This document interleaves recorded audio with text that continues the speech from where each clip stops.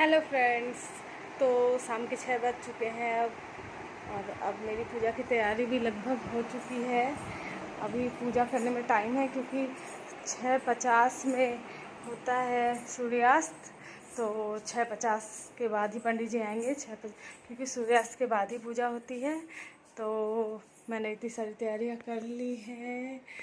ये फ्लावर्स वहाँ रखे हुए हैं, फूल माला, और ये बाकी सारी चीज़ें यहाँ रखी हुई हैं। और अब मैं रेडी होने के लिए जाऊँगी थोड़ी देर में। तब तक और भी जो भी थोड़ी बहुत तैयारियाँ बाकी है उसे कर लूँ। उसके बाद अभी हलवा बनाना भी बाकी है, तो हलवा बनाने की तैयारी कर लेती हूँ तब तक।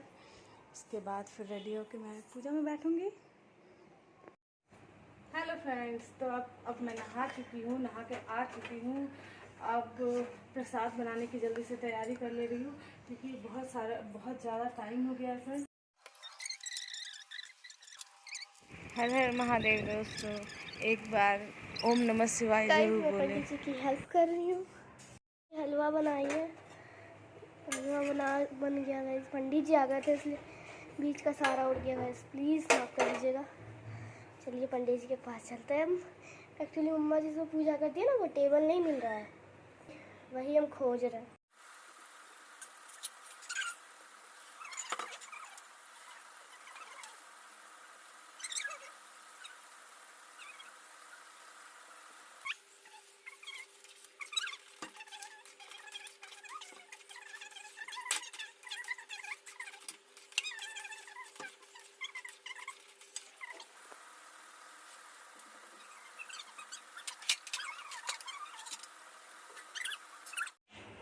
प्रसाद निकल रहा है गाइस।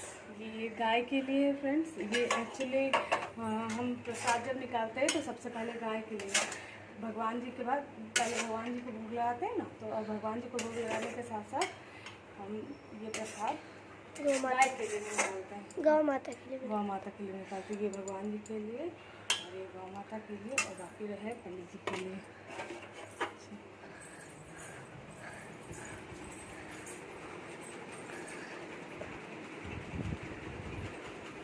हो गया तो भोग लग गया। और ये गाय के लिए, ठीक है। लाल कपड़ा कर लीजिए। लाल कपड़ा नहीं, वो तो हाँ नहीं वही बनाएगा। नहीं बनेगी, वो पुराना है। आज हम सफाई किए थे ये नया। हाँ, नया लाइए। कुछ लिखा हुआ है तो मम्मा? ला रहे पंडित जी फाड़ के। ये लाल कपड़ा वहाँ लगेगा आसन में। गाइस फल निकालना है, इसके बाद धोएंगे। ये पहला फल नारियल, और मम्मा 2 फल है। चलिए, अरे गिर गया मम्मा। हाँ, रख दो। क्या रख दे? वो कपड़ा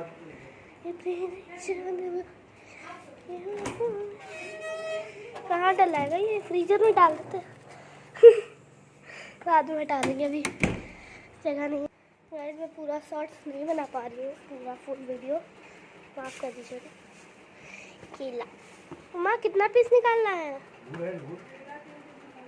केला 3 पीस। गुड़ पतंजलि वाला, आपने इसका चाय भी देखा होगा। दो लो,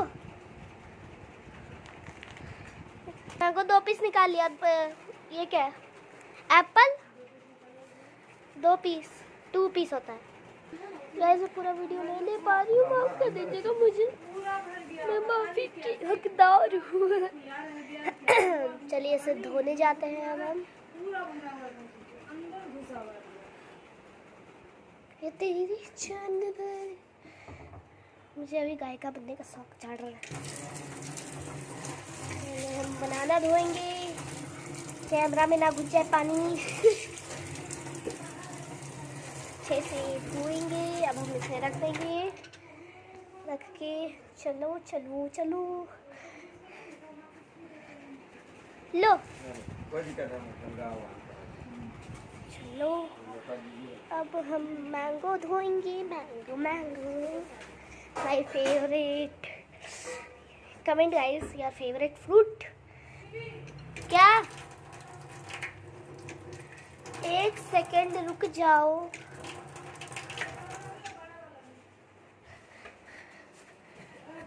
लो लो नाम कर लेंगे क्या बोल दोनों लोटनी रोज करें। दे दो। ये करके धोना पड़ रहा है। नारियल लगता है ना मैं कभी फोड़ दूँ, लेकिन मुझसे फूटता ही नहीं क्या। अरे भाई साहब भी गिरते गिरते बच गए। नारियल किसको किसको धोना पसंद नहीं है कमेंट। मुझे पसंद है लेकिन वो उसका छिलका बहुत करता है। लो लो लो मधु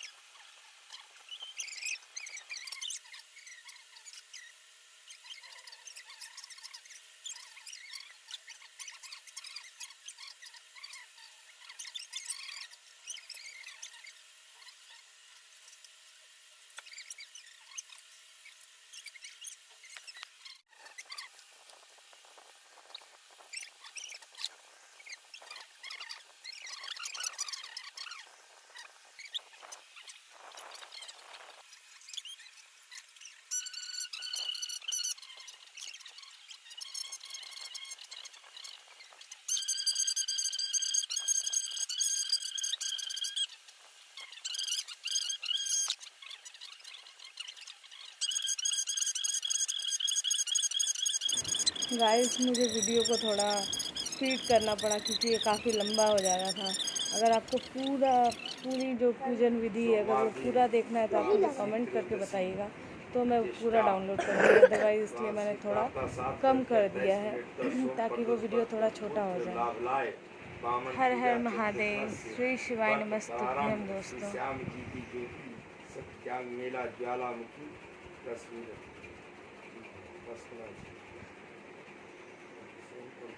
वीडियो को लास्ट तक जरूर देखिएगा गाइस, क्योंकि पश्चिम बर्धमान जिला अंतर्गत आसम ग्राम मध्य सारा करना चाहिए सारी है इसमें, तो आप जरूर देखिएगा। पूजन उद्यापन निमित्त यथाशक्ति फूल बेलपत्र नैवेद्य द्रव्य दक्षिणा वस्त्र इत्यादि यथाशक्ति अन्न इत्यादि संकल्प कलश स्थापन गौरी गणेश पूजनम इत्यादि घोषमात्रिका पूजनम नवग्रह इत्यादि पूजनम हवन इत्यादि नियम कैसे कलश स्थापनम। अपना गोत्र और अपना नाम लीजिए। कश्यप गोत्र से और शनि राजव सब परिवार कुशल कामना हेतु प्रदोष व्रत उद्यापन निमित्त यथाशक्ति ब्राह्मण द्वारा उद्यापन ब्राह्मणाय बोली ब्राह्मणाय कृष्णदेव पांडे काश्यप गोत्र तुभ्यमेवा समर्पये। कलश में रख दीजिए जल्दी। गंगे है थोड़ा सा डाल दीजिए। गंगे च जमुने च गोदावरी सर्वदा सिंधिका जले संधि गुरु भाषा। आपने फूल अक्षत लेके गणेश भगवान का ध्यान कीजिए। गजाननम भूत गणादि सेवितम कपित जम्बो फलचारु भक्षणम उमासुतम शोक विनाशकारिकम नमामि विघ्नेश्वर पद पंकजम। पैसा नहीं छूटा पाया पहले वाला मुझे खुद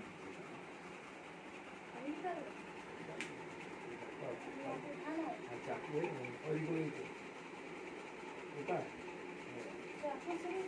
पता नहीं देखो।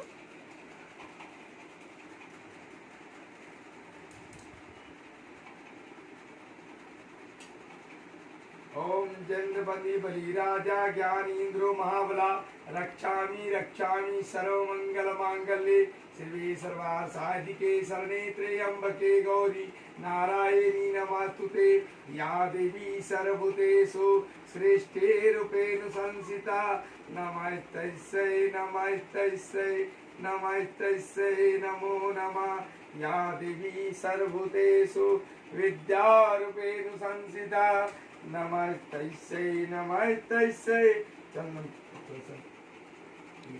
जीवा लगा करके चंदन का चंदन अस्थिकन चंदन का हाथ में पानी नहीं पानी पानी लगाइए चंदनम नित्यम पवित्रम पापनाशकम लक्ष्मी तो अक्षत लगा दीजिए अक्षतम चुज्येष्टम च समर्पयामि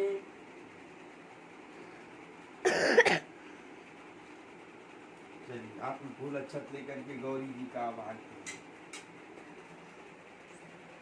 ओम नमो देवे महादेवे शिवाय सताय नमः नमः प्राकृत्ये भद्राय नियते नमो नमः आवाहनं समर्पयामि श्री गौरी नमो नमः अक्षतं समर्पयामि।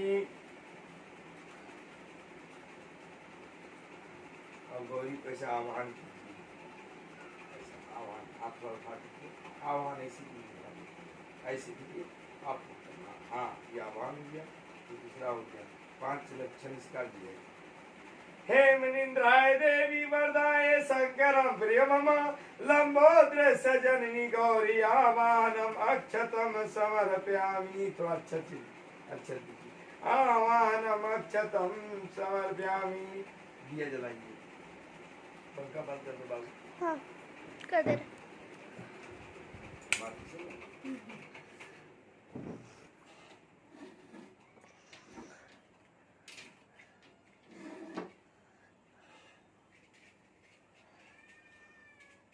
अगरबत्ती ठीक है दीपक जल लेती है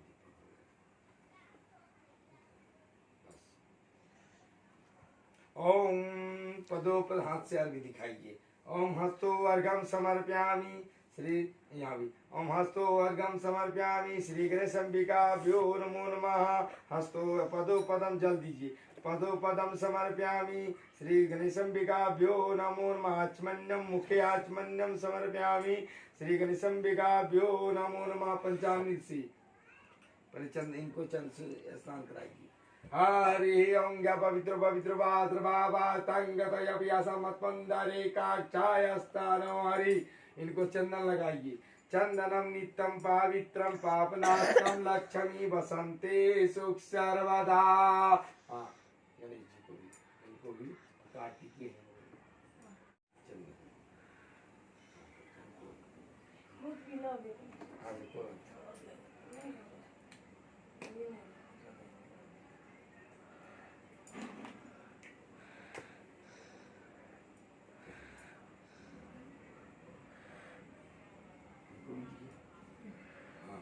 इनको सिंदूर लगा दीजिए भैया को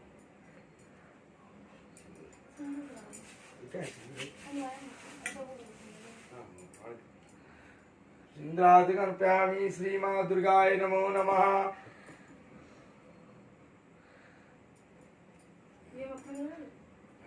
हाँ अच्छा अब दही है जो ये वाला पंचामृत पहले यहाँ दीजिए गणेश अंबिका को पयोदधि घृत्वा चैव मधुर संग्रह समाविता पंचामृतम अष्टानम प्रतिघतां गणेश अंबिका पंचामृतम अष्टानम समर्पयामि। यहाँ पर ओम पयोदधि यहाँ भी ओम पयोदधि घृत्वा चैव मधुर संग्रह समावितं पंचामृतम यादितस्नानं प्रतिघतं पंचामृतानं समर्पयामि शुद्धकं जलम् अष्टानं समर्पयामि शुद्धकं जलम् स्नानं समर्पयामि श्री गणेश अंबिकाभ्यो नमो नमः। वस्त्र वस्त्र गणेश जी को जल छोड़ दीजिए ओम वस्त्रम जल छोड़िए ओम वस्त्रम समर्पयामि गणेश अंबिकाभ्यो नमो नमः। एक द्रव्य फूल ले लीजिए अक्षत ले लीजिए हाँ अक्षत ले लीजिए ॐ वस्त्रं समर्पयामि श्री गणेशाम्बिकाभ्यो नमो नमः। उपवस्त्रं समर्पयामि।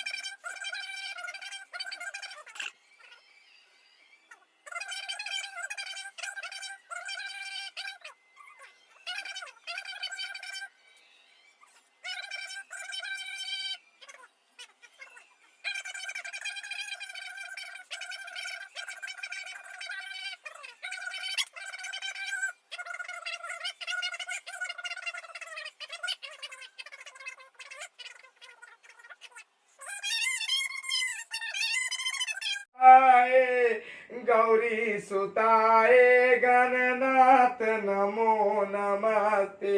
भक्ति निष्पराय गणेश्वराय सर्वेश्वराय शुभदाय सुरेश्वराय विद्याधराय विकटाय च वामनाय भक्त प्रसन्न वरदाय नमो नमस्ते। प्रार्थना पूर्वकं समर्पयामि श्री गणेशाम्बिकाभ्यो नमो नमः। चलिए हाथ में अक्षत लीजिए, थोड़ा फूल लीजिए, कलश देवता का ध्यान कीजिए।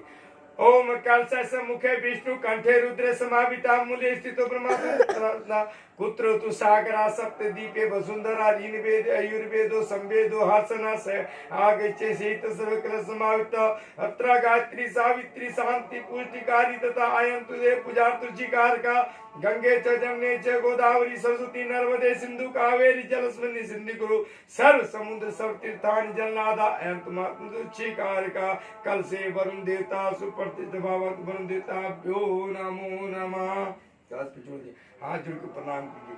देवदान संवादे मदमाने महाददो उत्पन्नं तदातुं देवस्तानि त्यानि तिष्ठानि भूतानि त्वान् प्राण प्रतिष्ठिता शिवं चंद्रनि विष्णु च प्रजापति अदित वसो रुद्र विश्वदेव सप्रतिगा त्वानि तिष्ठानि संपदा तदं पूजं तं संधि कुरं प्रसन्न भव सर्वदा ओम नमो प्रतिभाय सुताय सुताय तानाताय जलादिनाथाय नमो नमः पुनदेता प्रार्थना पूर्वकम समर्पयामि। हाथ में फूल अक्षत लेकर के और अपने घर के देवी देवता को आवाहन कीजिए।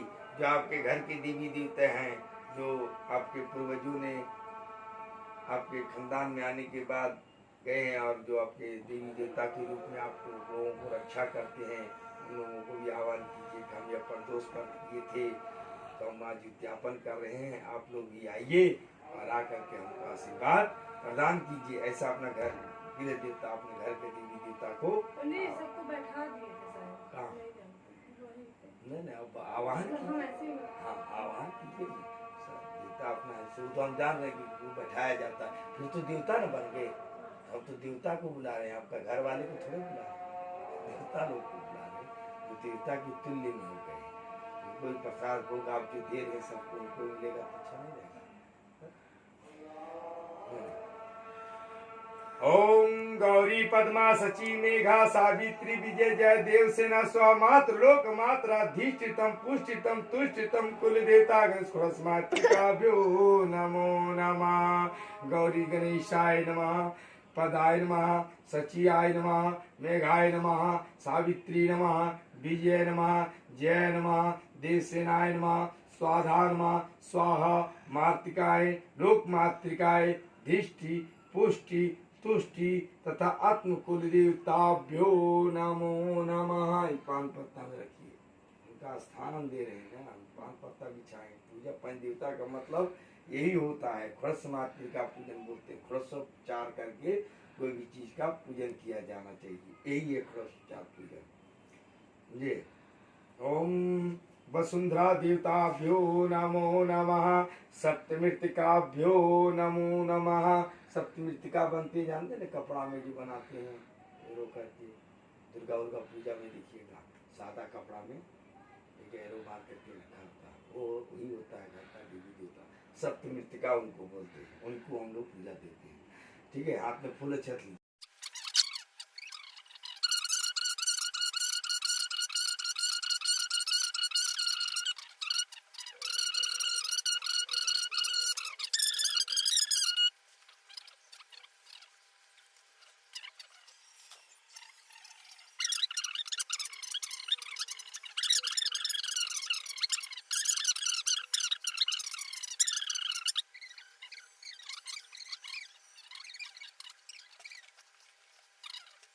किया जाता है।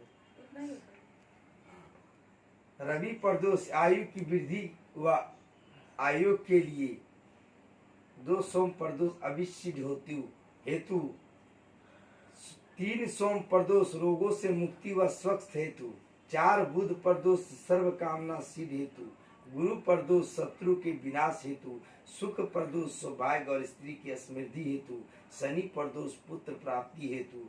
जो व्रत करना हो उस बार को पढ़ने वाली त्रयोदशी प्रदोष का चयन करे तथा उसी बार के अनुसार व्रत पूजन व कथा पढ़े सुने। उद्यापन करने के एक दिन पहले गणेश जी का पूजन करे। घर में या किसी मंदिर में नाच गान बजान आदि करते हुए रात्रि में जागरणा करे। दूसरे दिन प्रातः काल क्रियाओं से निवृत्त हो स्नान करके मंडप बनाओ, शिव जी की प्रतिमा पार्वती सहित स्थापित करे तथा उसका खड़सोपचार जैसे अभी हमने किया पूजन करे। इसके बाद ओम उमा सहिताय शिवाय नमः इस मंत्र से 108 बार आहुति देकर खीर से हवन करे। हवन की समाप्ति पर किसी आचार्य को वस्त्र आभूषण गौदान आदि देता ब्राह्मण को भोजन में दक्षिणा देकर आप भी बंधु बांधो सहित शिव जी का स्मरण करते हुए भोजन करें। इस प्रकार व्रत पुत्रादि प्राप्त करता है तथा इस श्लोक में अनेक प्रकार के सुख को भोग कर अंत में भगवान शिव के लोक में चला जाता है, ऐसा स्कंद पुराण में वर्णित है। पूजन सामग्री शिव जी की मूर्ति या चित्र, मल्याग्री चंदन जैसे आपने वो चंदन दिया, रोरी अक्षत गंगा जल बिलपत्र धूप दीप ऋतु फल माला श्वेत वस्त्र तांबुल पान सुपारी दूध घी दही मधु शक्कर मेवा ऋतु फल मीठा स्मरण रहे। शिव मंदिर में शंख नहीं बजाना चाहिए, शिव मंदिर में शंख नहीं बजाना चाहिए, हम लोग शंख नहीं बजाते हैं। युग उद्यापन का और सोम व्रत का आपको बताते हैं। भर्ती प्रातः काल आपका सोम व्रत है ना, सोम प्रदोष व्रत है। भक्ति प्रातः काल नित्य क्रिया से निमित्त होकर आचमन प्रायण करे तथा सूर्य को अर्घ्य दे या संकल्प करके में अपने मनोवांछित फल की प्राप्ति के लिए सोम प्रदोष का व्रत निमित्त रूप से श्री पार्वती के पूजन हित करूंगा। संकल्प करने के बाद जैसे अभी आपको हमने संकल्प करा करके यहाँ गणेश आदि देवता का पूजन करे, फिर शिव पार्वती शंकर की स्तुति करे। इस व्रत को जो कोई भी करता है भगवान की कृपा उसके समस्कार चीज होते हैं। रोगी का रोग दूर हो जाता है, निर्धन को धन की प्राप्ति, विद्यार्थी को विद्या की प्राप्ति, समस्त संतान चाहने वाले को संतान का लाभ होता है। यदि कोई राजा इस व्रत को करता है तो उसके राज्य में प्रजा सही प्रकार से सुखी रहती है तथा महामारी अकाल आदि का भय नहीं रहता है, शत्रुओं का नष्ट हो जाता है। राजा या कोई भी इस व्रत को करता है तो शिव पार्वती की कृपा से दीर्घायु प्राप्त होता है, अंत में भगवान शंकर के परम धाम को प्राप्त होता है। प्राचीन काल में धन्य धन से युक्त एक वैश्य था, किंतु उसके घर में एक संतान नहीं थी, इससे वह सदैव अत्यंत दुखी रहता था। वह वैश्य प्रत्येक सोमवार को शिव जी का पूजन एवं व्रत करता था। भगवान का भोग लगाकर ही वह पत्नी से प्रसाद स्वरूप भोजन करता था। उसकी भक्ति को देखकर पार्वती जी ने शंकर जी से कहा, यह वैश्य अत्यंत भक्ति पूर्वक आपकी पूजन करता है, अतः आप इसके दुख को दूर क्यों नहीं करते हैं, इसे संतान प्राप्त होने का वरदान दें। तब शंकर जी ने कहा, यह वैश्य के पूर्व जन्म का फल है, इसके भाग्य में पुत्र सुख नहीं है, मैं इसे पुत्र प्राप्ति का वरदान तो दे रहा हूँ, किंतु वह 12 वर्ष तक ही जीवित रहेगा। कुछ समय के पश्चात भगवान की कृपा से उस वैश्य को एक सुंदर पुत्र की प्राप्ति हुई। पुत्र के होने से वैश्य ने आनंद मनाया, किंतु वैश्य की चिंता दूर न हुई। उसे ज्ञाता था कि उसके पुत्र की आयु केवल 12 वर्ष की है, किंतु फिर भी प्रसन्नता के साथ 11 वर्ष बीत गए। वैश्य की पत्नी ने अपने पति से कहा कि पुत्र विवाह योग्य हो गया है, अतः आप उसका विवाह कहीं कर दे। वैश्य ने अपनी स्त्री से कहा कि अभी पुत्र को विद्या पढ़ाने के लिए काशी भेज रहा हूँ। अभी मामा को बुलवाकर विपुल धन दिया और कहा कि तुम अपने भांजे को विद्या धन के लिए यज्ञ आदि कराते हुए तथा ब्राह्मणों को भोजन व दक्षिणा देते हुए काशी ले जाओ। लड़के का मामा अपने भांजे के साथ घर से विदा होकर वैश्य के बताए हुए रास्ते के अनुसार आदि करते हुए नगर में चला गया। उसी दिन उस नगर के राजा की पुत्री का विवाह हो रहा के पिता ने जब सर्वगुण संपन्न इस लड़के को कुछ समय के लिए मुझे दे दो, युद्ध लेना है तुम धन ले लो, मैं दे दूंगा। विवाह के बाद इस कुमार को आपको सौंप दूंगा तथा पुरस्कार स्वरूप को बहुत अधिक धन दूंगा। वर के पिता ने जब इस प्रकार की कहा तो लड़के व मामा ने उसका कहना मान लिया और अपने भांजे को वर बनाकर मंडप में भेज दिया। राजकुमारी वैश्य का विवाह हो गया, किंतु सिंदूर दान के वक्त वैश्य पुत्र लौटने लगा तो उसने राजकुमारी की साड़ी में अपना संपूर्ण वृत्तांत लिख दिया कि तुम्हारा विवाह हमारे साथ संपन्न हुआ है और मैं अब विद्या प्राप्त करने के लिए काशी जा रहा हूँ। एक काना राजकुमार तुम्हें अपनी पत्नी बनाएगा और उसी के साथ तुम्हें विदा होना पड़ेगा। यह लिखकर वैश्य का पुत्र विद्या प्राप्त करने के लिए काशी चला गया। जब राजकुमारी विदा होने लगी तो उसने अपने साड़ी पर लिखे हुए शब्दों को देखा, उसने पढ़ा और उस राजकुमार के साथ विदा होने से इनकार कर दिया और कहा यह मेरा पति नहीं है, मैं इसके साथ नहीं जाऊंगा। मेरा पति वैश्य कुमार है जो विद्या प्राप्त करने के लिए काशी चला गया है। कन्या के माता पिता वर पक्ष द्वारा की हुई छल से अत्यंत दुखी हुई राजकुमारी को विदा नहीं किया। उधर वैश्य कुमार काशी पहुंचकर विद्या अध्ययन करने लगा था। उसके मामा ने यज्ञ कराना शुरू कर दिया। जिस दिन 12 वर्ष पूरे हुए लड़के ने कहा कि आज कुछ शारीरिक कष्ट है तो मैं आराम करूंगा। ऐसा कर लड़का अपने बिस्तर पर जाकर लेट जाता है और मर गया। थोड़ी देर बाद मामा ने आकर देखा तो भांजे को मरा हुआ पाया, जिसके कारण बहुत दुखी हुआ, किंतु यज्ञ के भंग हो जाने के डर से चुप रहा। यज्ञ की पूर्णाहुति होने के बाद जब सभी लोग वहां से चले गए तो उसने बड़े जोर से रोना प्रारंभ कर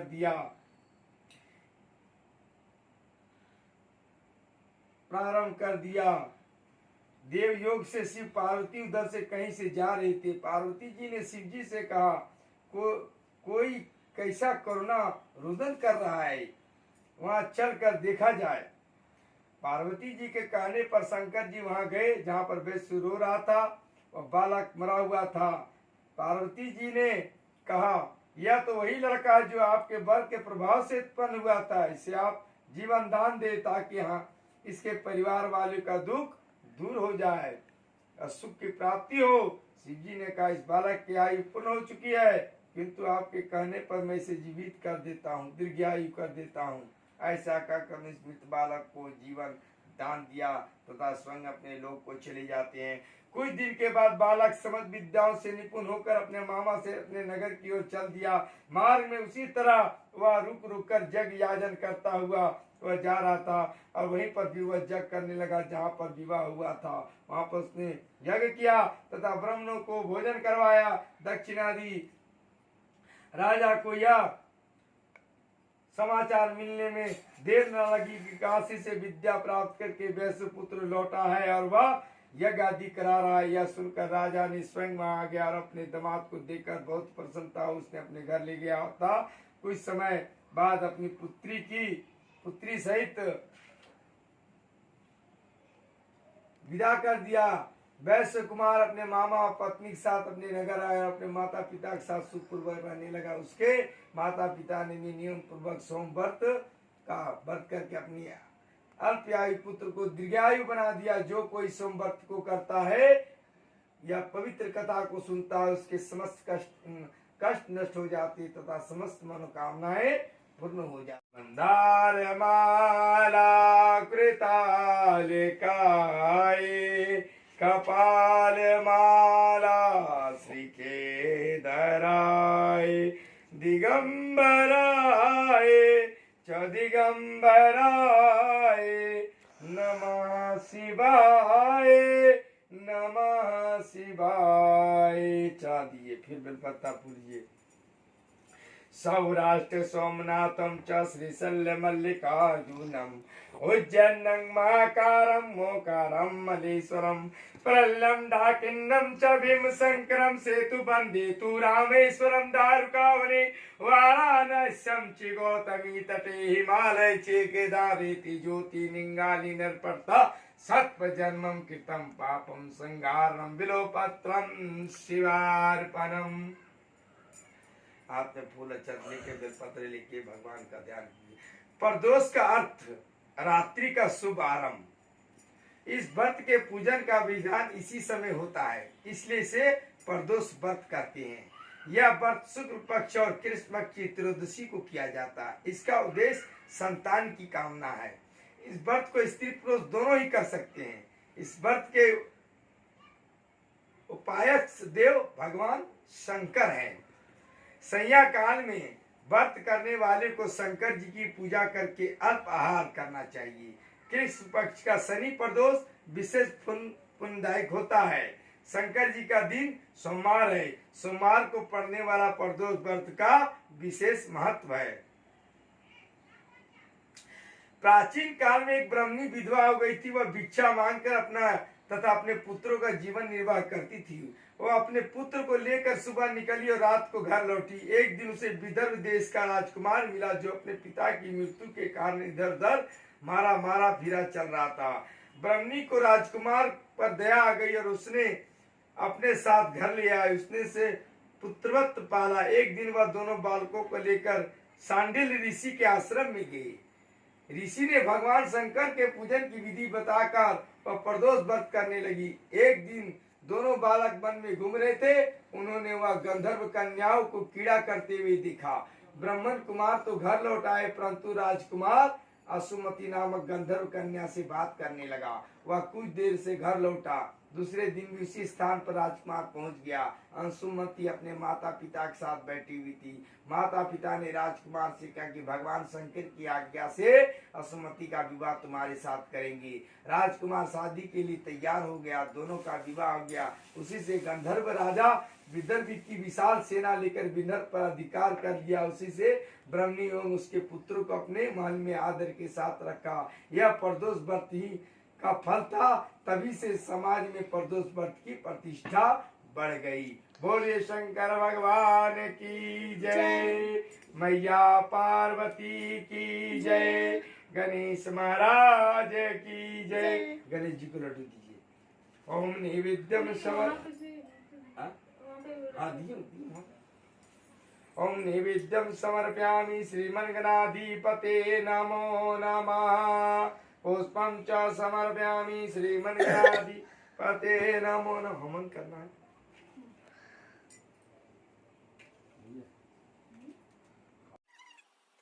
नमस्ते स्वाहा।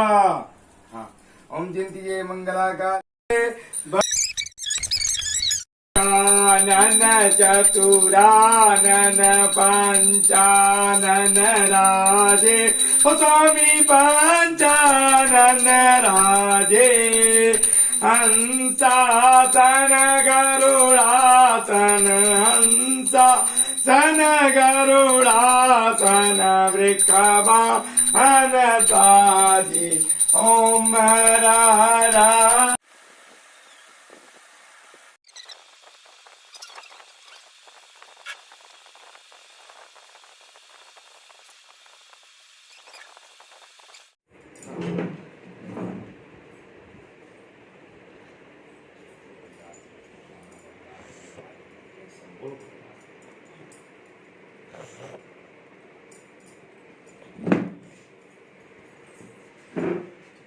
बोले तो निकाल के रखिए।